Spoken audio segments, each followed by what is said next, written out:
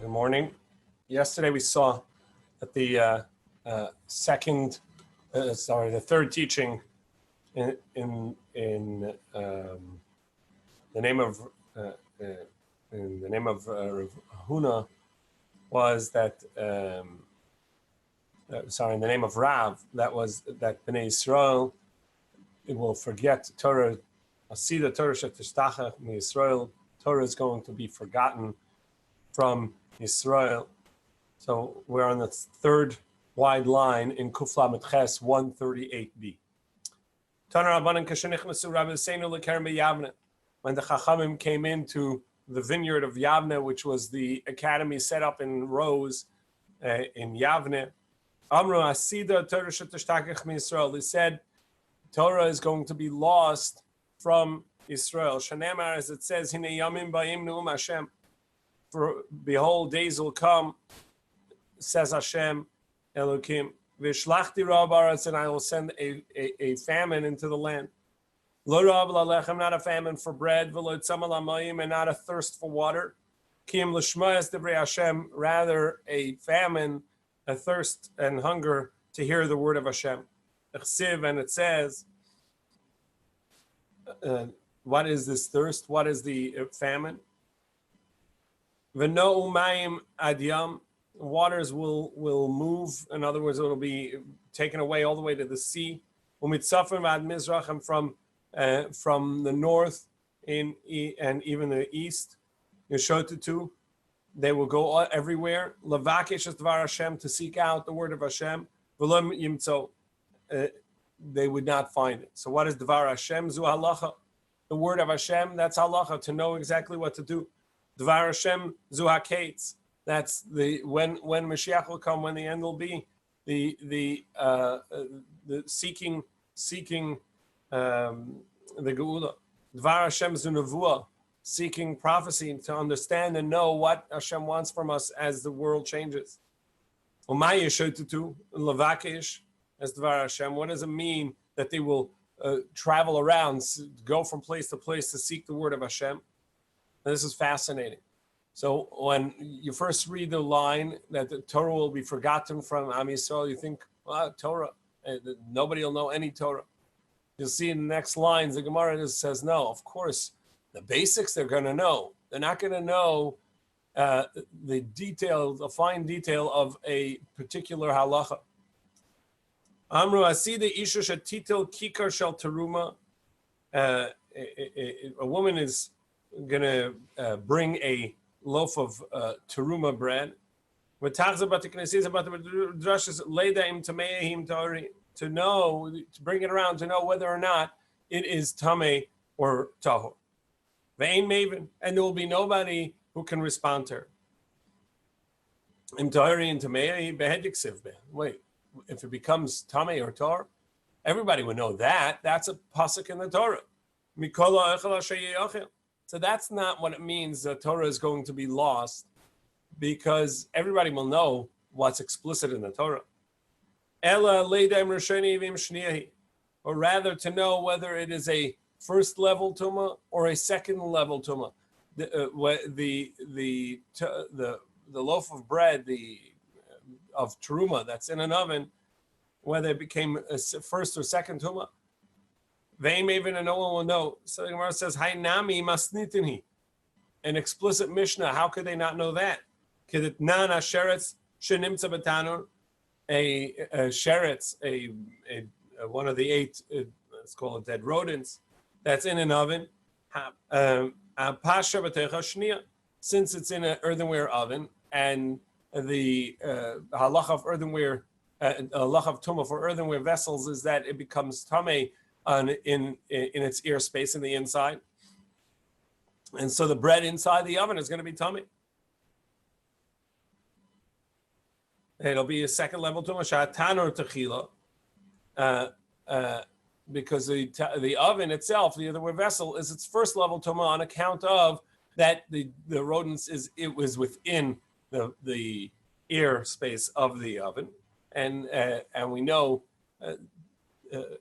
Earthenware tumah, even on it does not have to touch as long as it's within the ear. within the space of the vessel, it creates tumah.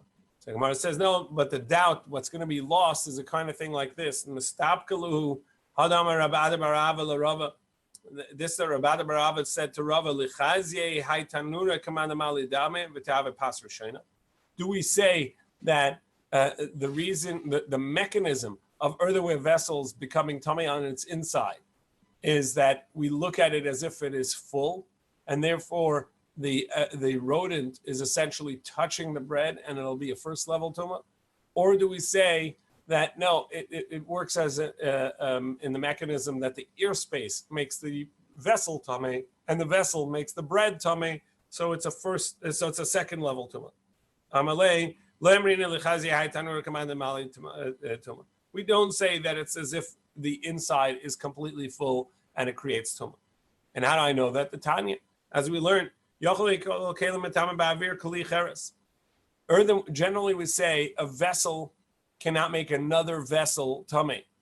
It can make food tummy, but not a vessel. So all vessels inside an earthenware vessel perhaps should, even though that generally it cannot make a tummy, maybe it'll make a tummy on account of this idea that we consider the reason that tumah on the inside of a vessel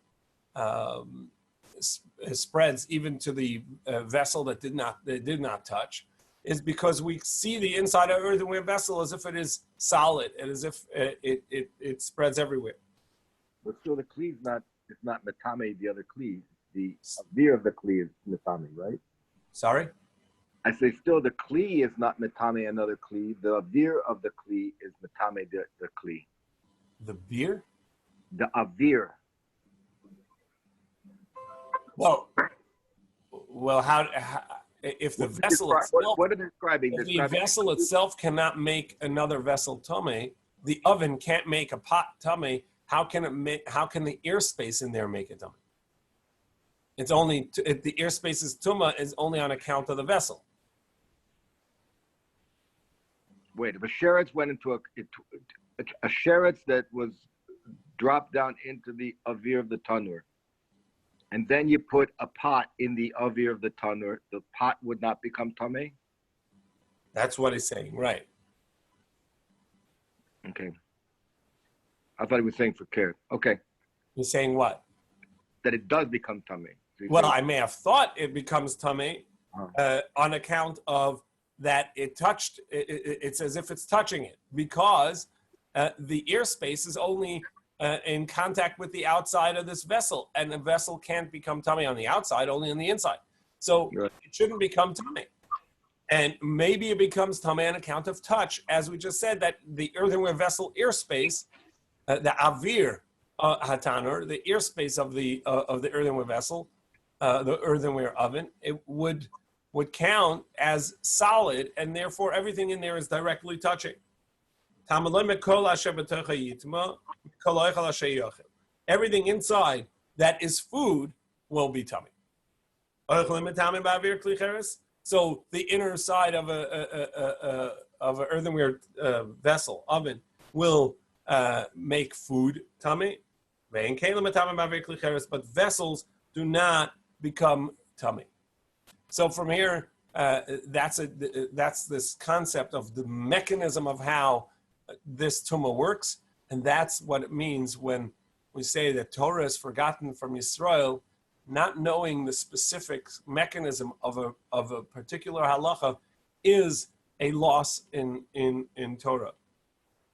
We need to appreciate how much the Gemara expects of us. The Gemara is saying that to know something that's explicit in the Torah, of course, that will never happen, that we will lose that.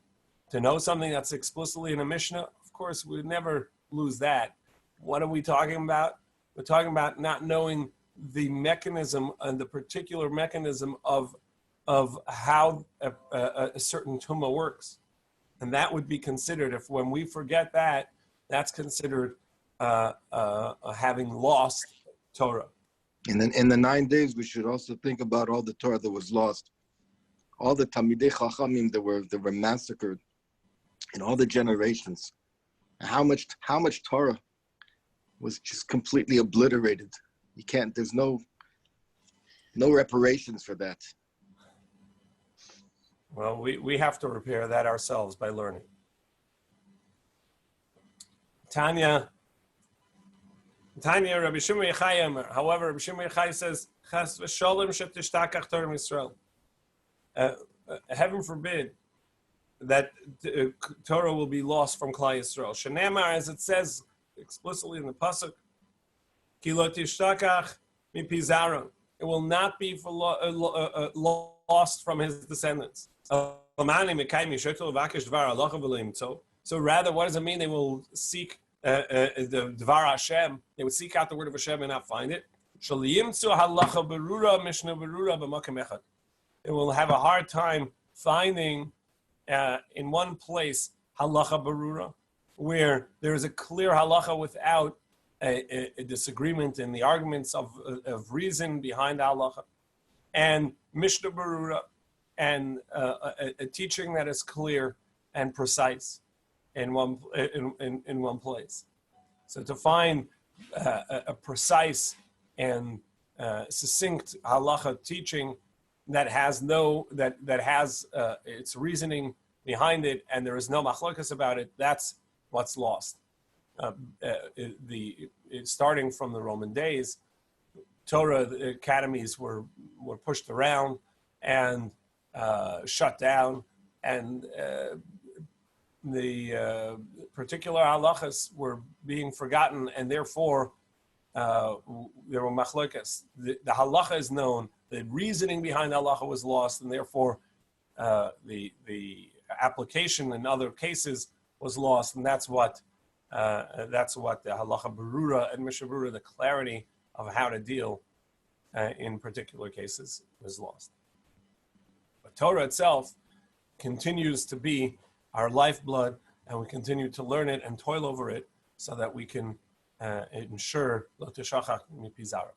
It will not be lost from his descendants. We are now Kufla Metesam and Aleph 139a, second line. Tanya Rabbi Yosef ben Elisha, Rabbi Yosef ben Elisha said, if you see a generation that many tzaras come to it, say Israel. First people to check are the judges of Israel. Because every ailment that comes to society, the bad occurrences, come Israel. They come because of Jewish judges that are corrupt. Shenema, for it says, Shimon Azos Rashi Beis Yaakov. Come and hear this, the heads of the house of Yaakov. Ukatzine Beis Israel, and the leadership of the house of Yisrael. Hamata'avim mishpat. You disgrace justice. Veskola Yeshara Yaakeshu. And all that is upright, you make crooked. Bonet Zion Badamim. You build Zion with blood. Yerushalayim Ba'avla. And Yerushalayim you build with crookedness, with wrong. Rashah B'Shechad Yishpotu. Your leaders, they judge, they adjudicate with bribery. V'chahanea b'mechir yoru.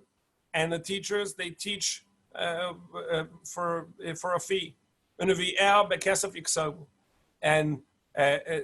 the prophets, for money, they play tricks. V'al Hashem yisha'enu leimar al Hashem b'kabenu lo tava aleinu ra. And then the pasuk ends saying, "It is upon Hashem that we put our trust." To say Hashem is in our midst, and evil will not come to us. So what does this mean? Rishoyim heim ela shetola b'tchonim b'misha amavaya olam. Even though that they are doing evil, they show their trust in Hashem. Therefore, there are three ills that come upon this society. Against the three primary sins mentioned here: the bribery for bribery for judgment, the charge for teaching, and money to prophecy turned into tricks. Shenemaver says, "L'chein, therefore, beglalchem, on your account, Tzion sadeh ticharesh. Tzion will have to be torn out and replanted. So it'll be like a field that has been tilled in order to be rebuilt. So even in destruction, Hashem is only tearing it down in order to rebuild it. Livnos v'lintoah, that's the beginning of Yirmiyahu. Hashem says, I'm sending you to tear down what is, and in order livnos v'lintoah, to rebuild and to replant. Yerushalayim and Yerushalayim will be a desolate destruction. Har Abayis l'Bamas Yar, and the Temple Mount will be a forest. And Hashem will withhold Shekhinah resting amongst Israel until the corrupt judges and the corrupt Shotim, the corrupt police that are meting out the justice are removed. Shenemafor says, "V'shiva yadei alayich," and I will hold back my hand from you. Ve'etzrov kavar sigayich, or I will bring my hand back to you in punishment, and I will take out your impurities, like soap takes out impurities, or I will put you through a smelter to take out your impurities. Basira kol b'dilayich, and I will remove all of your bedil, which is a type of metal, so also the impure metals. Vashiva shiftayich kavarishona, and I will return your proper judges, your correct judges, like at first. V'yoatzayich kabatachila, and your advisors, like they were at first. And the end of that pasuk is acharichein, and then we will once again be called the Ir Hatzedek, the city of justice, Kirya Ne'emana, a village of faithfulness. This week's Haftarah. Yeah. Amar Ula said, and by the way, this week's parsha as well, in the Torah this week, Moshe Rabbeinu tells the first statement Moshe Rabbeinu says about what we need to do.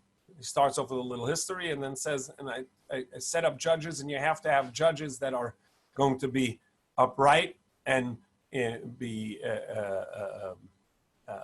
treat the foreigner and the citizen the same, and will adjudicate and not be afraid of anybody that is stronger, and not recognize people in justice, etc. So this is all this week's parsha, the Torah reading and Haftarah. Amar Ula said, Yerushalayim nifte elabit tzedakah. Yerushalayim will be redeemed on account of its tzedakah. Shenemafer said, Tzion mishpat ipadeh. Tzion will be redeemed in justice. Vashaveh, and those return with tzedakah, with righteousness.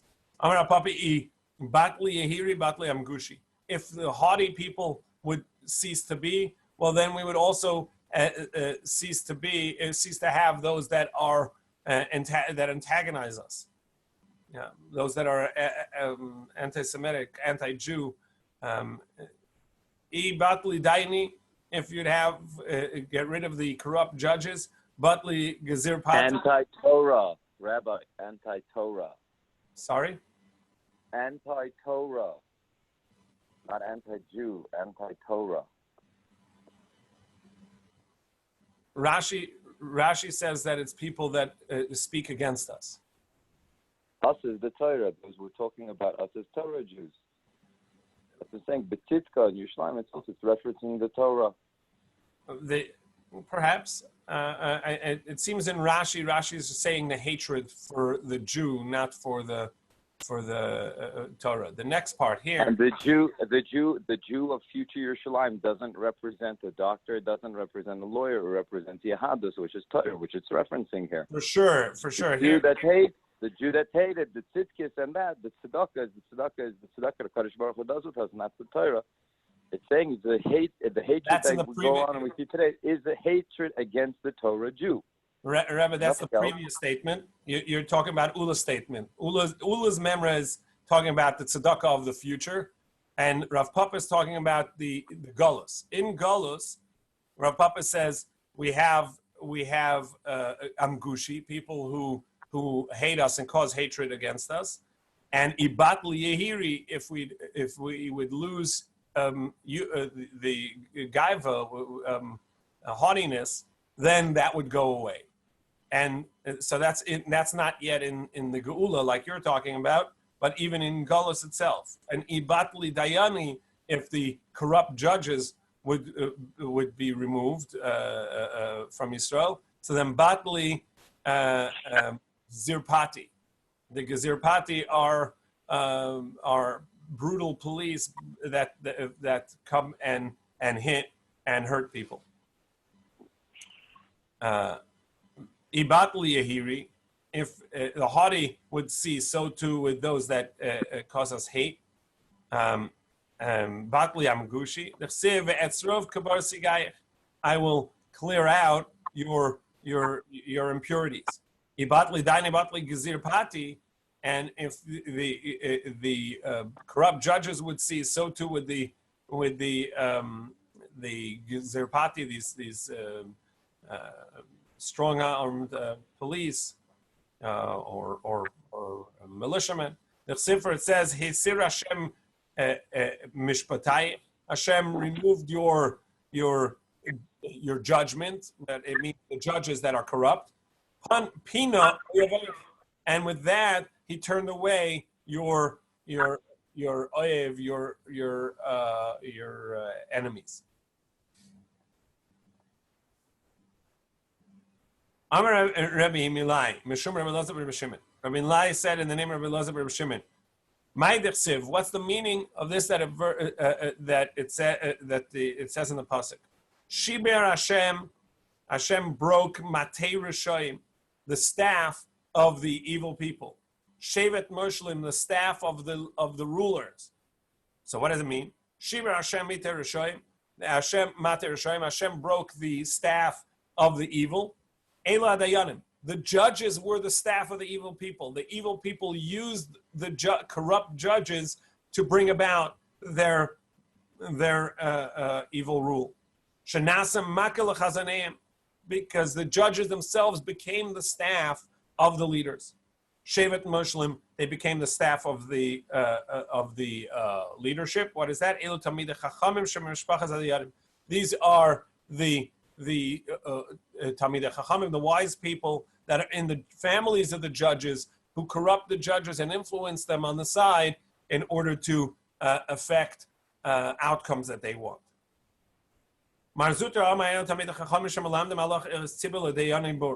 They teach communal halacha to judges who are ignorant and don't know enough halacha and end up making mistakes on the job. Another teaching in the name of Rabbi Elazar ben Milai, Mishum Reish Lakish, in the name of Reish Lakish. What does it mean when it says in the pasuk, your palms were disgusting but dumb with blood? That's and your fingers with sin or crookedness. And your lips spoke evil, falsehood. And your tongue contemplates avla, how to do wrong. What does that mean? That your palms are full of blood? These are the judges who are taking bribes. And your fingers with sin. These are the scribes that write false documents, that falsify documents. Sif sesechem dibra sheker, and your lips speak falsehood. Ela orchei deyanim. These are crooked lawyers who are defending evil. L'shonchem avla tege, and your lips contemplate the wrong. Ela bali dinim. These are the plaintiffs themselves who are making crooked arguments. Another statement from Rabbi Lai in the name of Rabbi Yitzchak Magdala. This is Rabbi Lai himself. From the day that Yosef left his brothers, when he was sold into slavery, he never tasted wine. And to the head of the Nazir, so simply means the crowned one of his brothers, the one that was anointed amongst his brothers, but it says the word Nazir, which the Torah calls a Nazir, somebody who doesn't drink wine, doesn't become tamei, and doesn't cut his hair. And we know Yosef did cut his hair, as it says in the pasuk that before he came to Paro, he had his hair cut. So he couldn't have been a Nazir on account of that. So it must be that he was a Nazir on account of not drinking wine. The brothers too did not drink wine until they met Yosef, even though they didn't know it, but they met him. The Sifra says that they went in when they were brought to Yosef's house to have a meal. They drank and drank too much with him, which tells us until that point they had not drank. The first opinion says no, that it wasn't that the brothers didn't drink, it's just that they got drunk, and that's why the Torah mentions it. They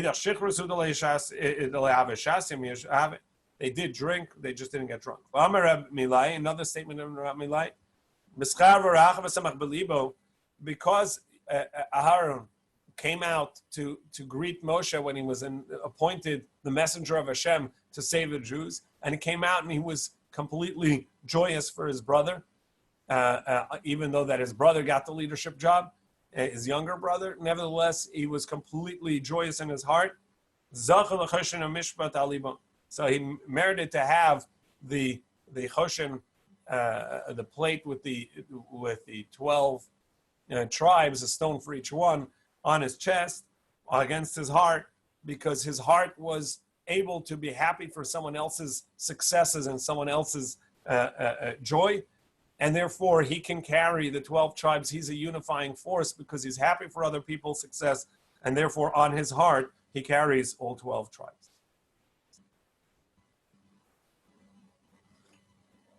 We're going to go back to Shabbos and the halachas of curtains and a few other halachas. The inhabitants of a certain city sent a question to Levi. Kila Mao, are you allowed to draw this make this tent, this curtain around the bed or around the campsite, sort of like a tent on Shabbos? Kashusa b'kama Mao. What about planting kishus, which is a vegetable or a seed, in a vineyard? Does that count as mixing seed? Mace b'yantiv Mao. Somebody's deceased on Yantiv, are you allowed to bury him and take care of the burial needs? Ad Azil, and while this question came, Nach Nafshe de Levi passed away. Omar Shmuel Rav, so Shmuel said to Rav Menashe, Ichakimas Shalachlu. If you're wise about this, in other words, you know the halacha, so send back a question. Shalachlu kila chazan kol tzidei kila v'lematzina lo tzad heten. He wrote back to them, I looked about all of the halachas of kila, of this bed canopy, and I don't have a permissible way of doing it on Shabbos. So the Gemara asks, why not? Why did he respond like Rami by Yecheskel, which we saw yesterday, that if it's already set before Shabbos on the line, and you're just going to pull it to across the line to spread it and make the canopy, make the curtain, that'll be okay. So why didn't he send them this idea that it'd be set before Shabbos? Because they were not B'nai Torah. They didn't know the halacha that well, and and they took leniencies beyond what the leniency was. And you have to understand the nuance of the halacha in order to be able to understand where it applies and where it doesn't. And if we would just send them to him that way, he was afraid that they were going to actually take it to not understand it correctly and hang curtains and hang the canopy on Shabbos itself. Kishus of a karma, similarly, the kishus in a vineyard, erbuvia. He told them that is a mixture of seeds and don't do it. Why didn't he send them the halacha like Rabbi Tarfon? The time we learned kishus Rabbi Tarfon that kishus is not going to be mixed seed in vineyard. And it's the chachamim who say that it is. And why do we say like Rabbi Tarfon with kaimelon? And since we follow, the rule is since these are halachas that pertain to the land, and therefore we follow the lenient opinion outside of Eretz Yisrael. So and this place was also outside of Eretz Yisrael. So he should have told them that they can be lenient like Rabbi Tarfon. Again, because they're not b'nei Torah, and they don't. If they do it for kishus, for this vegetable or seed, the concern is that they would do it for other things as well. Even though Rabbi Tarfon only said it about kishus, and on account of that, he didn't tell it to them. Machris Rav Hai, Machris Rav announced, Hai man the boile mizra kishusa bekarma. Somebody needs to plant a kishus in a vineyard. Lizra, go ahead and plant it. In other words, he holds that this is permissible, and since it's outside of Eretz Yisrael, is allowed to. Rav Amram Chasida Mangid Alavei. And Rav Amram Chasida, however, would punish people for doing it. Rav Mesharshe Yavle Pruta Latinik Nachri Vazarli. Rav Mesharshe didn't want to do it himself because of the opinions that say it's not allowed, but since outside of Eretz Yisrael it is allowed, so he would pay a non-Jewish child to go ahead and plant it for him. Say, hey, you want a little summer job? Plant these kishus in my vineyard. And give him a coin. So why don't you give it to a non-Jewish child? Give it to a Jewish child. Because when he grows up, he may think it's permissible. Because say, wait, I remember planting this in Rav Mesharshe's vineyard. And why do you give it to an adult non-Jew? Because people may make a mistake and hire a Jew as well. And then what about the third question, Mace? So Shalchu, he sent to them, Mace le'saskabe le'yehudoyim le'armai. And for a Jew that passed away and is lying there in Yantif, not a non-Jew, even a non-Jew may not take care of the burial needs and do it on Yantif. Not in the first day of Yantif, but not even on the second day of Yantif, which is a rabbinic day, because obviously on the Torah it's a one-day Yantif, and because we don't have the proper setup of based in making the pronouncements of Rosh Chodesh, so we have 2 days Yantif. The Gemara says, so why did he say that they can't do the burial on Yantiv? Amar Rav Yehuda bar Shelos, Amar Rav Asi, Uvda Havabe Knisha de Ma'on. There was a story with the in the shul of Ma'on, the Yantiv Asamach Shabbos, and it was a Yantiv close to a Shabbos. The Gemara says, I don't know if the Yantiv was immediately after Shabbos, immediately prior to Shabbos. We're now on Kuflam Tesam at base 139b. They came before Rabbi Yochanan to ask him what to do. And he said, allow for a non-Jew to bury this deceased and take care of it, because otherwise you're going to have Yantif back to back with Shabbos, and there's going to be too many days of not burying this person. And Rava said, if he passed away on the first day of Yantiv, let non-Jews bury it. The Yantiv Sheni, if he passed away on the second day Yantiv, Yisaska by Yisrael allow for even Jews can take care of the burial. And even on the second day of Rosh Hashanah, which generally is stricter. We say it's Yom Harichtadam, it's really one long day of Yantiv.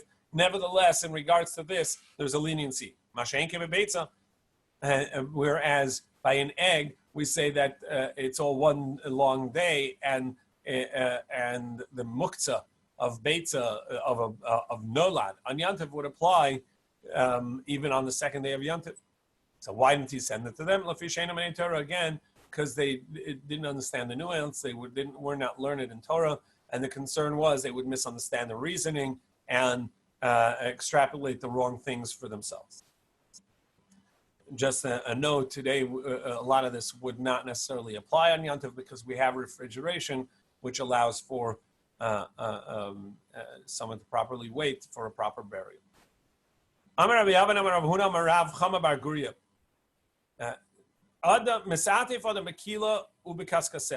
A person is allowed to take the curtain of the canopy and wrap themselves in it as a blanket, even though that it has the fringes, which essentially are the strings hanging off of it in order to tie it onto the canopy itself, or to attach it.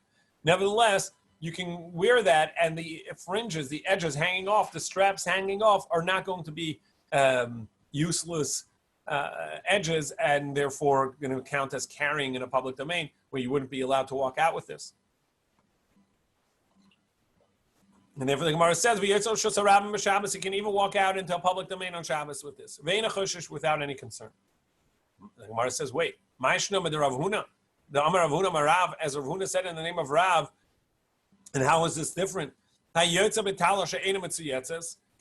somebody walks out with a tzitzis on Shabbos, that have, so it's a garment that has tzitzis on it, it's a four-corner garment, so the garment itself, of course, you can walk out with, but it has tzitzis. Tzitzis are mitzvah, you can walk out with that too. But if the tzitzis are done incorrectly, it's missing a few strings, whatever, it's not halachically done correctly.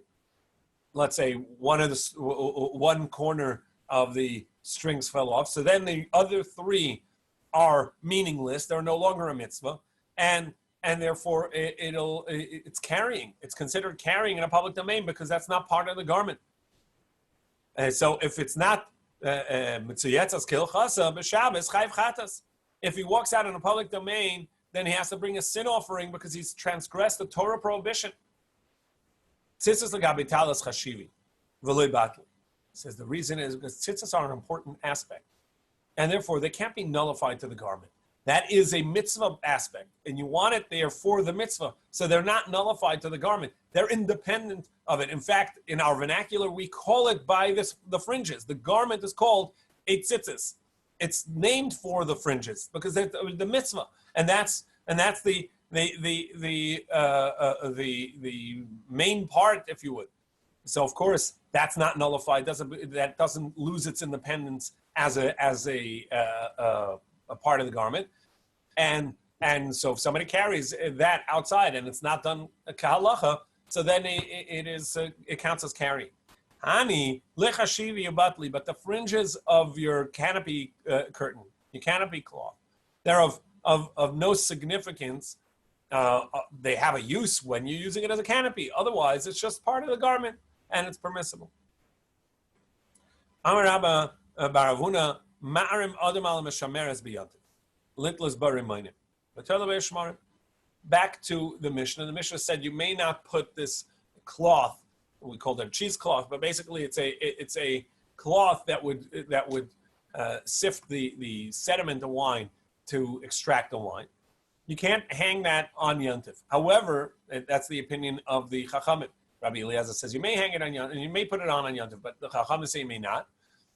And so, however, you can trick it, trick the system. Say, I'm putting this on here pretty loosely just to store some pomegranates, and you put it on, and you put some pomegranates on there, so it's not being put on as a cover to the barrel because you're not sifting anything, you're not straining anything into the barrel. You're just putting fruit on, and it's just as a storage, and that's permissible on Yontif. And so you put it there for pomegranates. And once you put the pomegranates in, so then you say, you know what?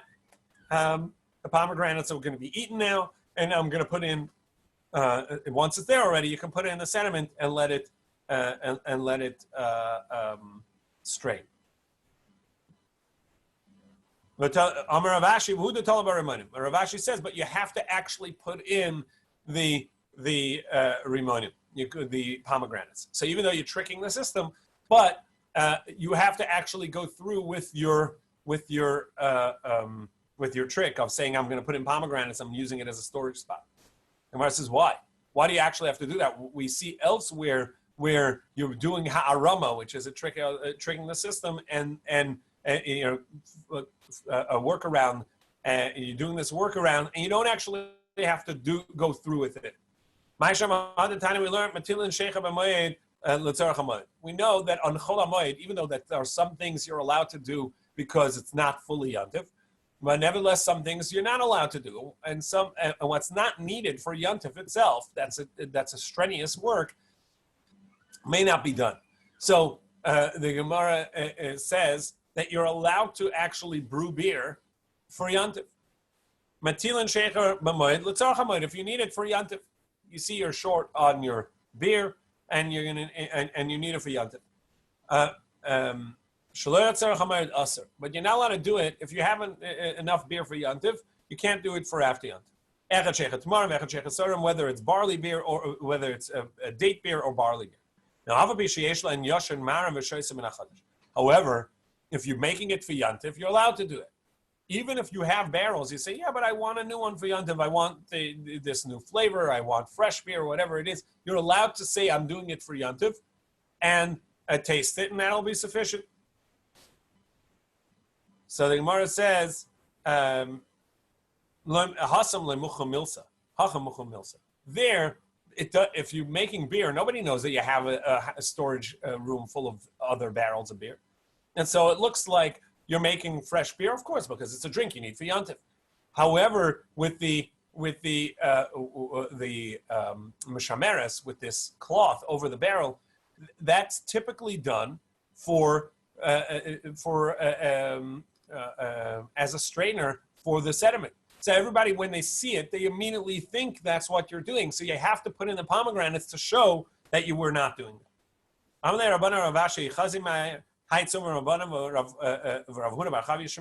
Did you see this young Talmud Chacham? His name is Rav Huna, either Ben Chivyon, Rav Huna Ben Chelvon, Shemei. The Shakal Bara de Tuma, he took a piece of he took a garlic, and he put it into the hole of a barrel, and he said, I need a place to store my garlic. So I found a place, and I stuffed it into this hole in the barrel, and essentially sealed the barrel that way. And by doing that, he's allowed to do it. Another place where he did a workaround on Shabbos was he went to the dock, and he took a nap in a boat, knowing that boat was going to later in the day be taken across the river. And he was able to go over to the other side of the river where the fields were to check and make sure that no one was stealing from his fields. The Sir Peri. I was just going there to take a nap. So he said, oh, you're talking about doing ha'arama, doing this trick, this workaround. Ha'arama de Rabbanani. The ha'arama is prohibited on account of that somebody may come and do the actual prohibition. And so generally we say, you can't do ha'arama because maybe you're going to come to do the actual prohibition.